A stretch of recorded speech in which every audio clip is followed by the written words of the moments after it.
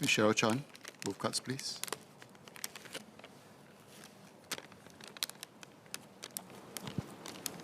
Sir, URA has concluded its long-term plan review last August with engagement from many different stakeholders, ranging from the general public to youth and industry leaders.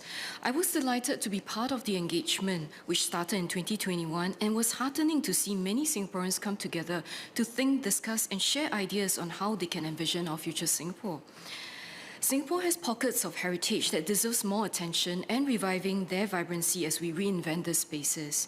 Our heritage cannot be defined by an infrastructure marker, but rather placemaking. It has to breathe life with diversity and more interactive activities throughout the day and improve infrastructure that provides ease of movement with comfort of presence under our humid weather. An example of such place is Kampong Glam. We can consider revitalizing Kampong Glam and link that as an extension of the vibrant Bugis area. To begin, we need to bring the community together, including schools, merchants, hotels, and community leaders to curate signature concepts that enables raising awareness of the heritage, providing education for more locals while we continue to tout this as tourist destinations. The current business mix can also be further improved to attract variety, uniqueness, and concepts, and having a balance of local and cosmopolitan feel. This can incentivize our locals to visit and bring synergies across different business types. Space in our tiny island always have many competing needs. While we aim to protect and conserve nature biodiversity, how can we expand our limited land space? Will using more subterranean space be a possibility for Singapore?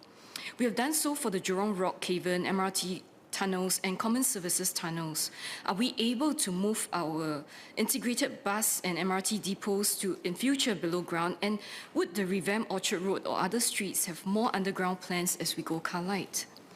With Phase 4 of LTPR concluding, can MND provide an update on the key findings and what aspects of the public consultation feedback will feature in our land use plans? Will more of the future trends and the land use needs be included in the next master plan? Next card. Singapore's reputation has been synonymous as a garden city. As part of our SGP 2030, a step further was taken to transform Singapore into a city in nature.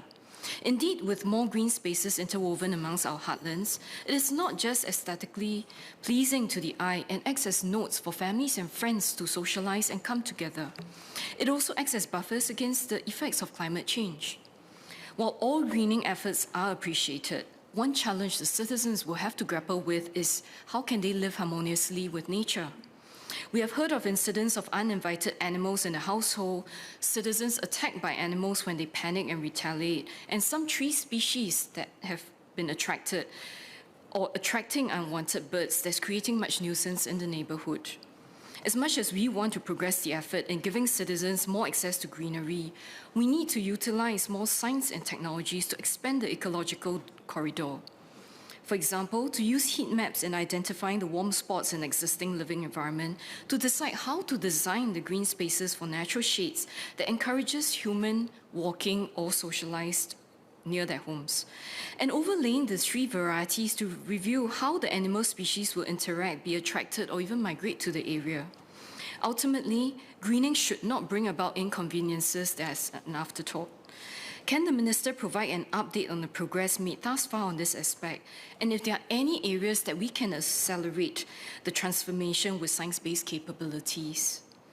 In 2021, $25 billion has been planned for our nation's research, innovation, and enterprise development landscape, with urban solutions and sustainability being a key research domain.